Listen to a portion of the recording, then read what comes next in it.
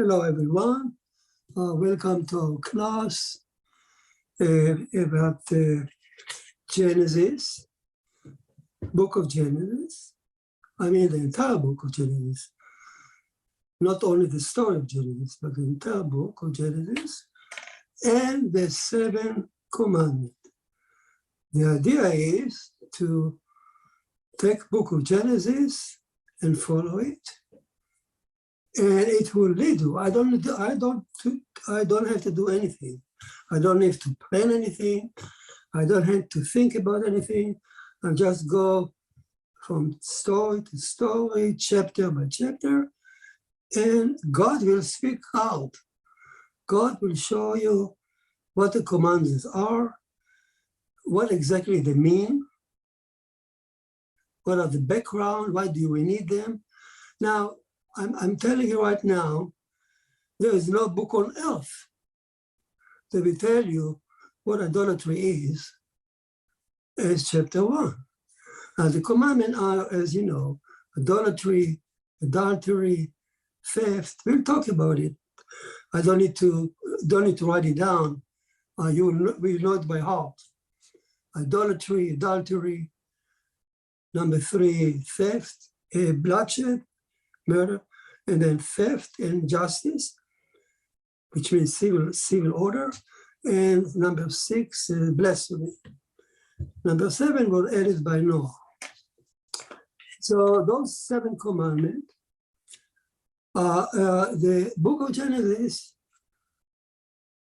or God, through the book of Genesis, lead us, lead you and me, through the commandment, however one, and it will tell us exactly what bloodshed is, the impact of bloodshed, how it can destroy the universe. It starts with Cain and Abel, end up with Noah, flood, and the rainbow covenant. Why I'm saying it? Because the whole covenant of Noah, rainbow covenant, is based on bloodshed law, murder law. Rainbow covenant was given along with the bloodshed law. So if you want to do anything, to know anything about bloodshed, this is it. No book on earth will tell you better than that. You want to know what the impact of theft is, abduction, stealing land, slaves, go to the story of Abraham. I don't need to tell you anything. The story will tell you, and what the impact of it on the world, and how to fight it, and so on. So the book of Genesis will do the work for us. We just read it, think, discuss it, and it's in a simple word with no Kabbalah, no esoteric meaning, no something from the heaven and that nobody understands. In plain English, in plain Hebrew, step by step. So that's a guideline of our course. And of course, the whole purpose is to, why we start the course is because we want to bring the 7 commandments away from the periphery, from something that nobody knows about, to the center of our life, Jews and non-Jews. We want to emphasize it along with the Talmud. It's not me, it's the Talmud speaking. The 7 commandments are the core of the faith. If you want anything to know about God, about the Shekhinah, about the Creator, go to the 7 commandments. So I want to bring it to the periphery, from the periphery to the center of our life, to dominate our life. We will think about it day and night. We will confront it day and night, because we are bound to encounter them in our life, one by one. The commandment, we are tested by them, so to speak. So that's the goal of our course outline. So we'll start. First, we'll see the commandment as a group today, to see who gave them, where and when, and just a general term, as a group, compare it to Moses' 10 Commandments. That we'll do today, and the order of the commandment, by which one comes first, which one comes second. Those are very big subjects, but we'll touch it and present it in a very simple way that we understand forever. Which comes first? You wake up at night, ask you, which comes first? You say idolatry. I say, you will ask you at night, sir, ma'am, lady, what commandment is the third one? Right away you say bloodshed. Without looking to any book, we just recall the Bible. Just recall Genesis. You say, oh, it's of course it's Cain killing Abel. It's number 3, because number 1 is idolatry, presenting God and the idols. Number 2, presenting the family, Adam and Eve, the serpent, the adulterous relationship. That's number 2. Number 3 is Cain and Abel. That's it. So you will know it by heart. That's our goal. And after going through the year over this in this way, first of all, we increase our bond to the Bible. Suddenly the Bible itself become our guideline. With no intermediary, with no commentary, with no big rabbi to stand and tell you what to look to do this. And you open the Bible and you know where you are, you know what your stand, who you are, who are the Nochai. Why we call it Nochai? Why not a different name? So you know your stand before God, what is required from you, and what is ahead of you, from where we come, from where we go. Everything is in this fabulous book of Genesis. Rod, would you like to add anything? Unmute my mic. Yes, just one thing. One of the things I'd like you to explain to the group is one of the things that many people say is the Noahide laws are nowhere in the Torah and nowhere in the Tanakh. And how can you say that there are laws that God gave Noah? And you're telling us that these laws are scattered all through the first, all through Genesis, to include the 5 books of Moses, but all through Genesis itself, correct? Yes, and I'm going to address, Rod, your question right now. Beautiful. It will take me a few minutes as we go through. At the end, you will know exactly where you can find it written up. So let's start. We start as a group. As a group, well, there are several lists, but we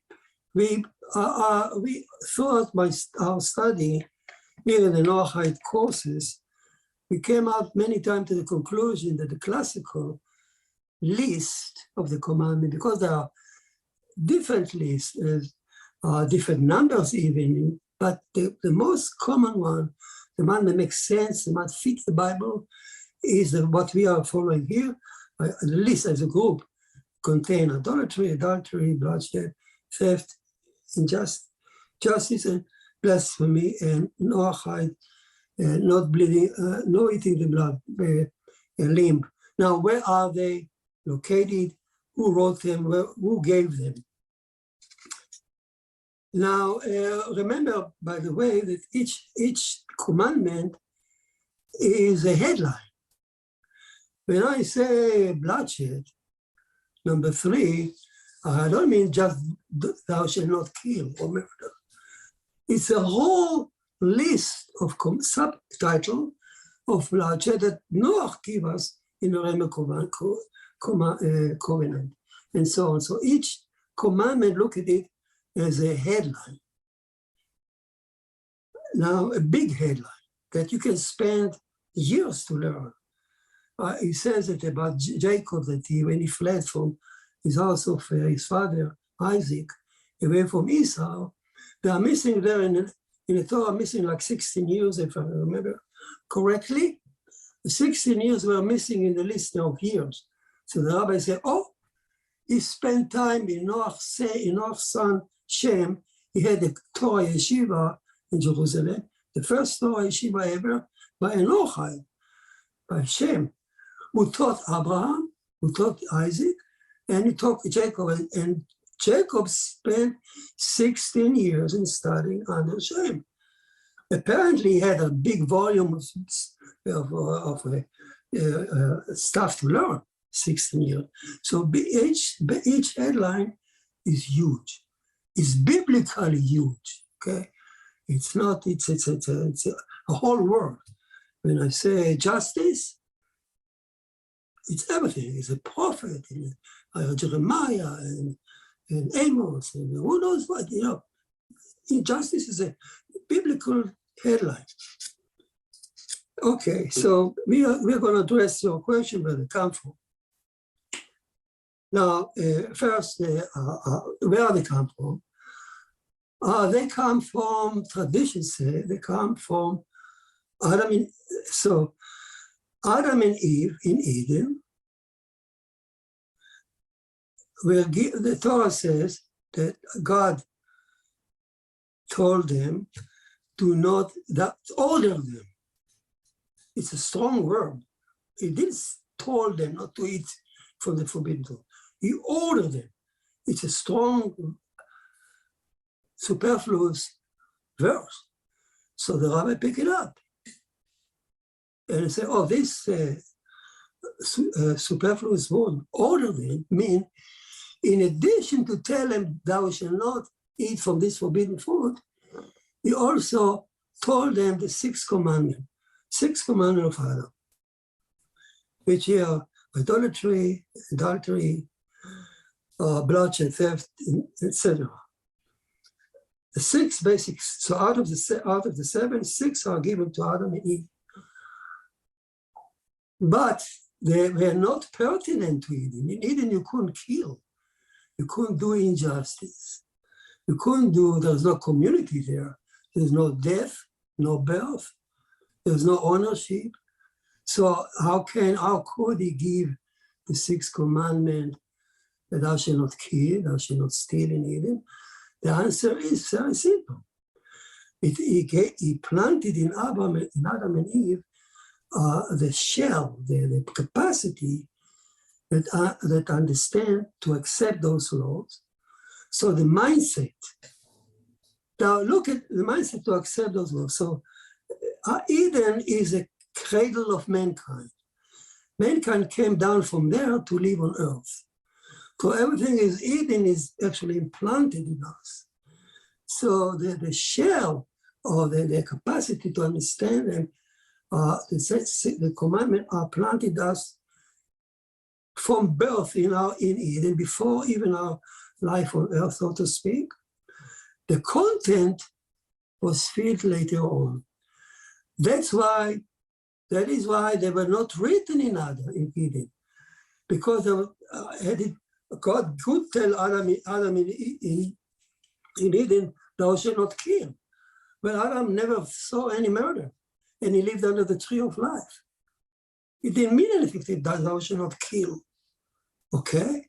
But out of the six, actually two, he could violate. He couldn't violate rebellion against God by eating the fruit. That's considered idolatry on his level. And Eve, if she conferred privately with a serpent, a married woman, she potentially could violate adultery. And that's the only two out of the six. The two were pertinent to the life in Eden. That's why they were given to Adam and Eve, including the content. You're married couple. They become one. Therefore, a man should leave his father and mother, cling to his wife, and not somebody else's wife, and become one. The rabbi said, one is God. The whole concept of marriage comes from Eden. So they are married in Eden, and if she confer now with a serpent, privately, maybe she even slept with the priest, because some say that's adultery. So those two were pertinent to the life. The other, thou shalt not murder, were only potential in earth. That's why they were not written to answer your question. So there was no logic of writing them in Egypt. They have to be filled with content.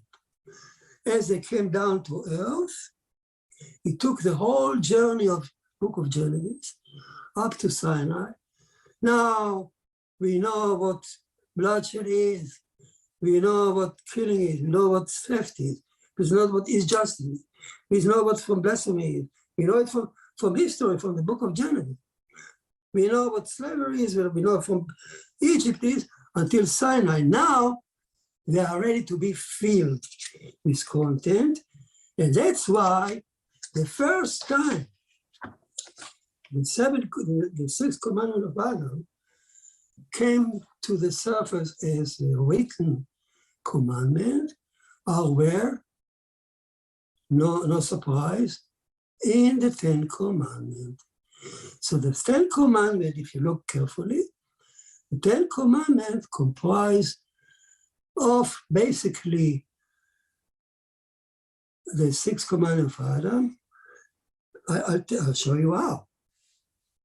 So Moses took the sixth commandment of Adam, filled it with content. Now they have a full context, they understand what it is, and they put it in the Ten Commandments. Now the Ten Commandments were given to Israel by Moses. Out of it, in the Ten Commandments, it said, thou shalt, number one, thou shalt, I am the Lord your God. It means Elohim, but in English, I am your Lord, your God, who took you out of Egypt. That's number one, presenting God, whom should we worship.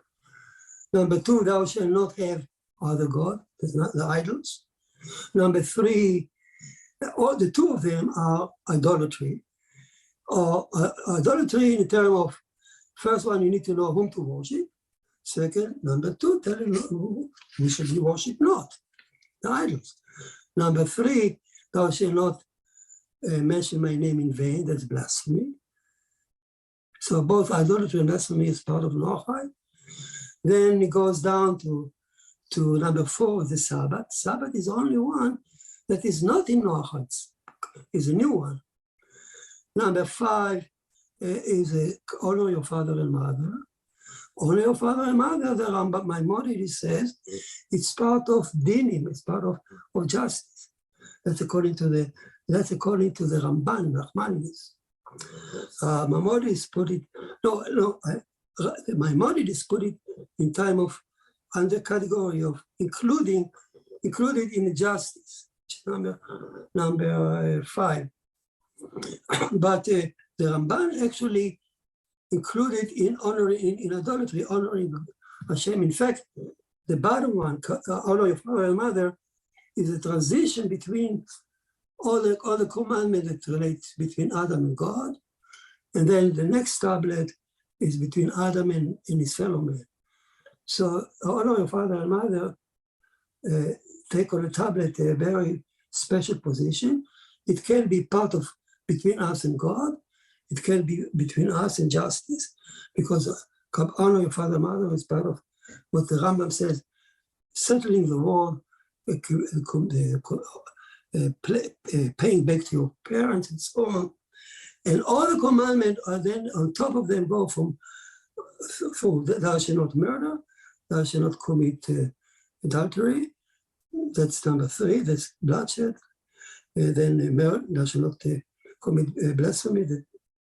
Adultery is number two in Noachide. And then goes on, thou shalt not steal, of course, and thou shalt not wear a false witness, that's injustice. Coveting is also part of that. So basically, now you know, if you look at the Ten Commandments, what Moses did, he took the old 7 commandments of 6 commandments for Adam, 6 commandments for Adam, and he added on, and he put it in due face in the 10 commandments to Israel, and he added only one which Noach didn't have, and that's honor your observe the Sabbath in a very special, stringent way. The holiness of the Sabbath. Why did he?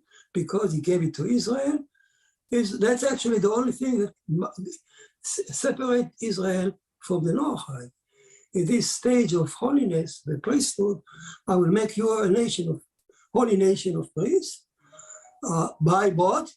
Where did the holiness come to Israel? From the Sabbath. The Sabbath, they keep the Sabbath, the holiness of the Sabbath, and thou Israel. Now, this is holiness is not something that they are born with us. I am not born a superior man, a holy man. It's a required. Every person on earth can acquire this holiness if he join the club and keep the Sabbath as Israel does, including all the restriction, everything. Welcome, keep it, be holy. So the door is open. It's not like, well, I'm a holy man. No, you can be too. But that separates the priesthood from the congregation. All right. So you ask me, where are the 10 commandments of God? You ask me right now. You ask me, where are they? Obviously, they were given in Eden. Potentially, they are you can think about it as God formed us. Yetzira. God, it's not Bria, it's not Asira. On earth, he made us. In Eden, it says he formed us. When he formed us in Eden, he planted in us in our mind these chambers. Oh, you can understand now what the daughter is. You can understand now the structure is embedded in us. We'll see in a minute why it's so important to understand it. And then the content was filled on earth once we face the angel of death. We understand, we know what the stealing is, we know what ownership is, we know what the life on earth is, okay? With all the attraction and all the sin we can commit, it's all that on earth. Then suddenly it filled with content. But the structure was given in Eden to Adam and Eve, and the content was filled here. That's actually why the book of Genesis was written, to show us how God filled the content from one commandment to the next. We'll do that in our class. And finally it reached Sinai. It come to maturity, when now Moses said, okay, here they are. I incorporated Adam and Noach here.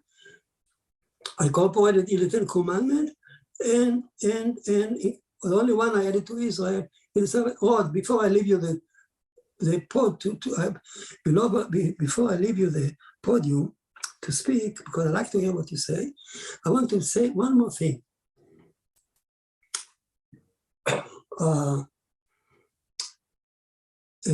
What I wanted to say, the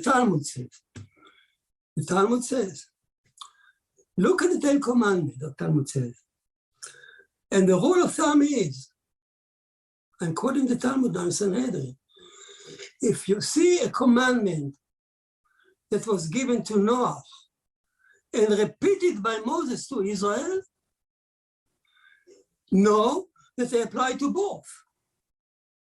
Wow. And if you see a commandment that Moses says only to Israel, it applies only to Israel. And what it is, single one, the Sabbath. The rest of him is a version of the so the Talmud says, you look at the 10 commandments, some of them carry 2 signatures. The signature of Moses and the signature of Noah. Those are the ones that Noah should keep, or obligated to keep. Obligated to keep. And the one that only applied, Noah didn't say, apply only to Israel. One more little story. Imagine, in my mind, I said, imagine for a minute, Moses coming down from heaven with the 10 Commandments to give to Israel. On the way out there on Mount Sinai, he meet Noah. Noah stand on the way and he say, "Hey, Junior, are you going down to tell the people are you a new prophet here? Are you going to bring a new religion here? What about me? You make me obsolete? Junior, think about what you're doing."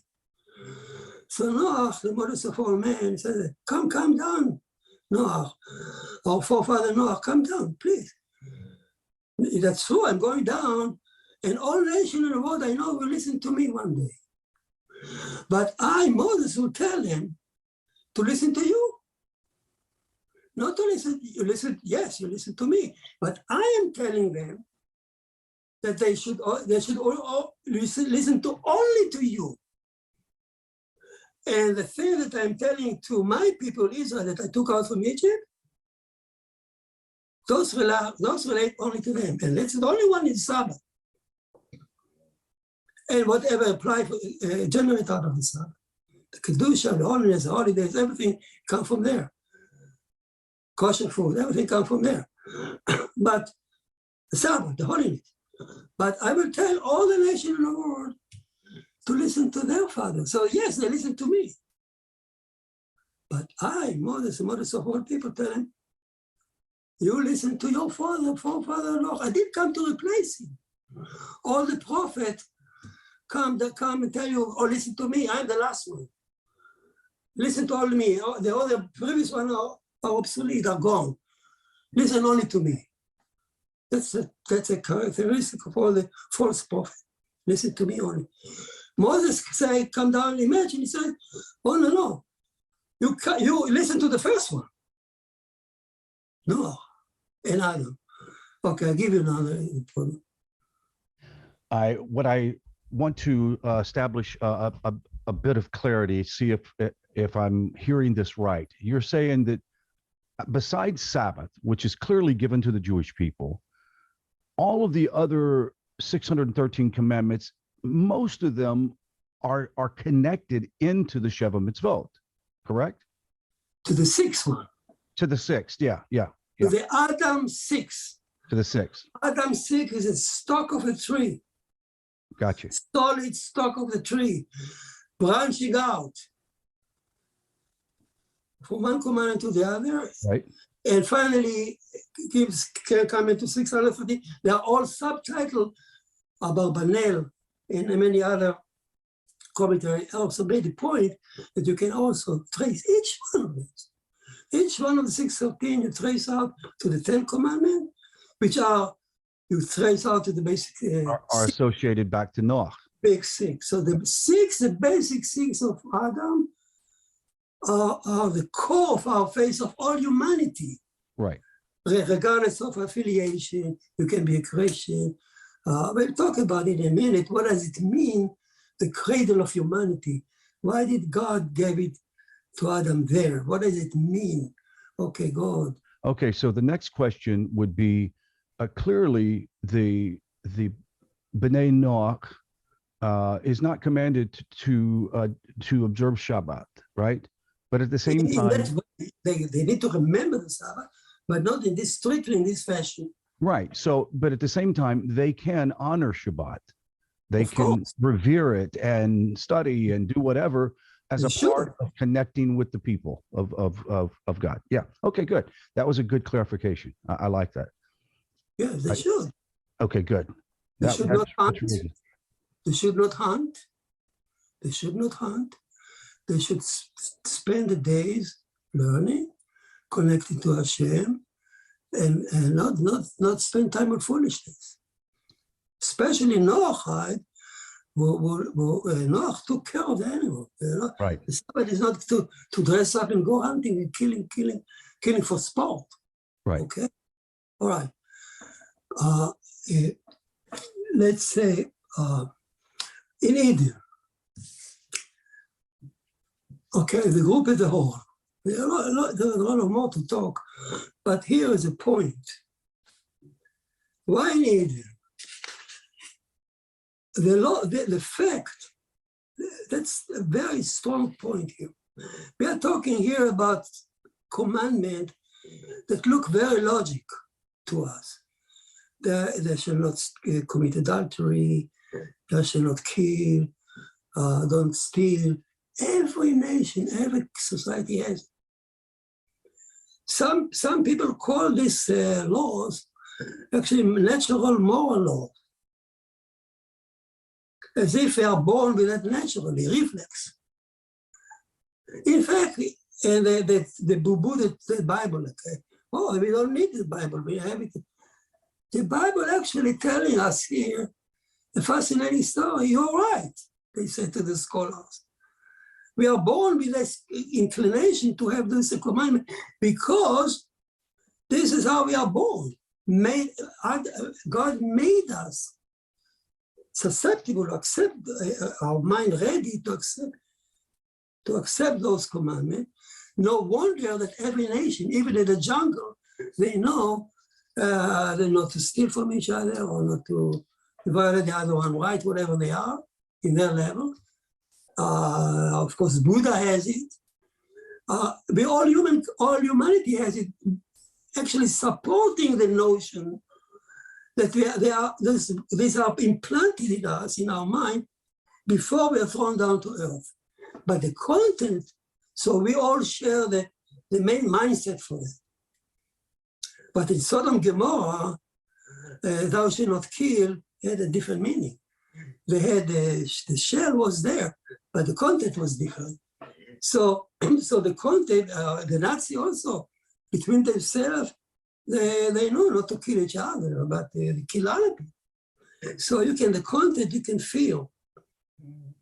This is our trial. So let me ask you this, Rabbi, real quick. We talked about this last time we met, I think the whole group, and you were talking about, I believe Sandy brought it up, the issue of creation came from Elohim, judgment, right? And then we see that man is created with mercy.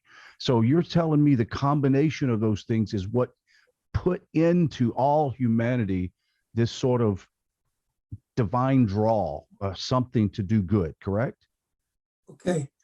Now, thank you, Ohad. That's exactly what it is, but I'm going to wait. All these issues, who is God, who is the Shekhinah, we're going to wait until we start learning the commandment one by one. When you start learning, the first commandment will be learning chapter 1. Chapter 1, who is Elohim?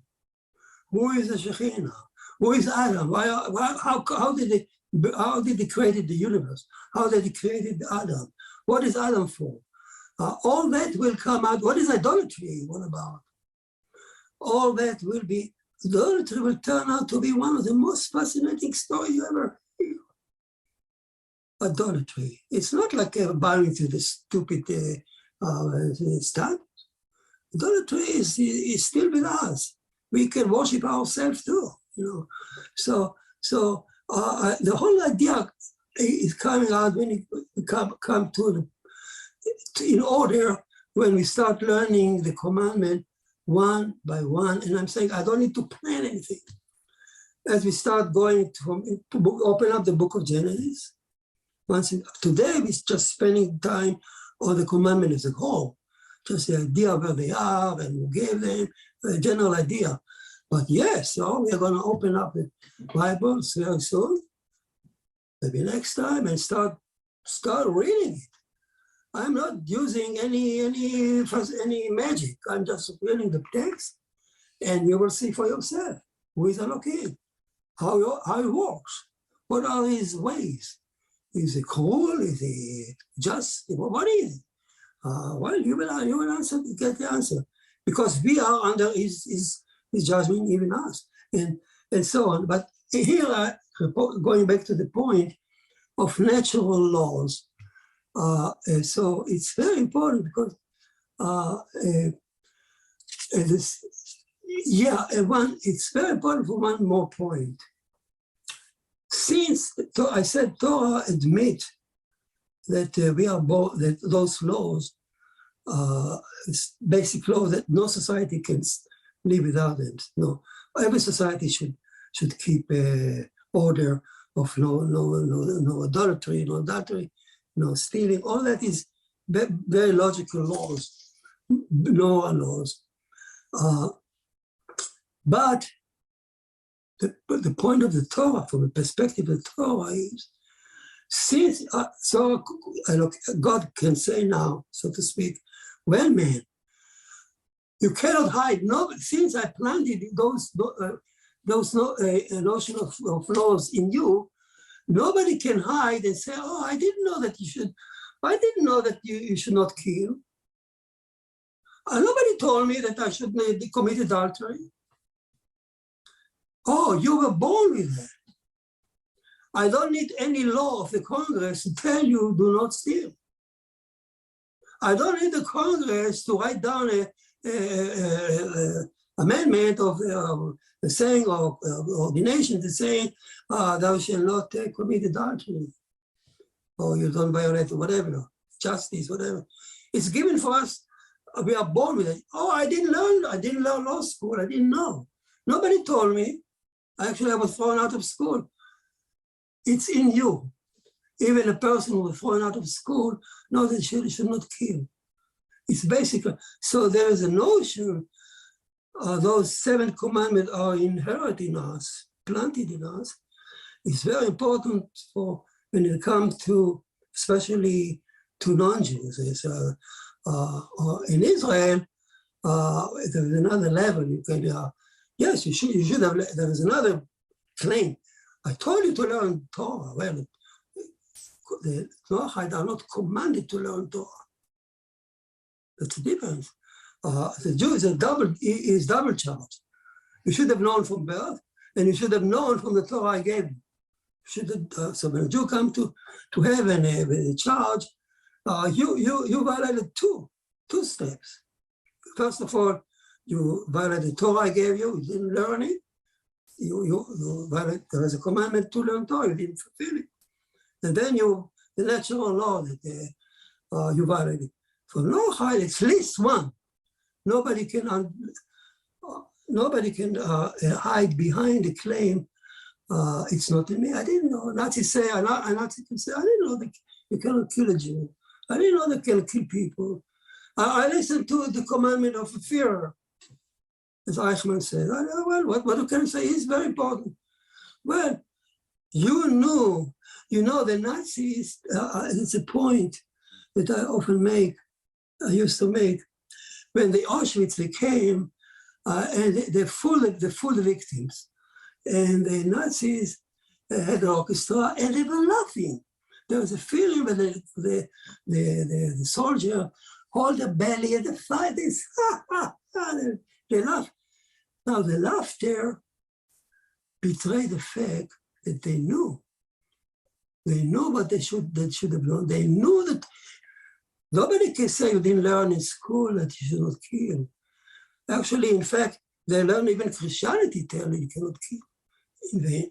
So the laughter, anyway, I'll go on. Oh, wow. That was really good. That was really well done. There's a question that came up from Selena that says, how does, in the light of the Shabbat, how does the 7th day of creation being sanctified play into the concept that if Adam and Eve were to, have and enjoy this Shabbat or Sabbath, then how does that play into the nations not being commanded to do it? How do you balance that out?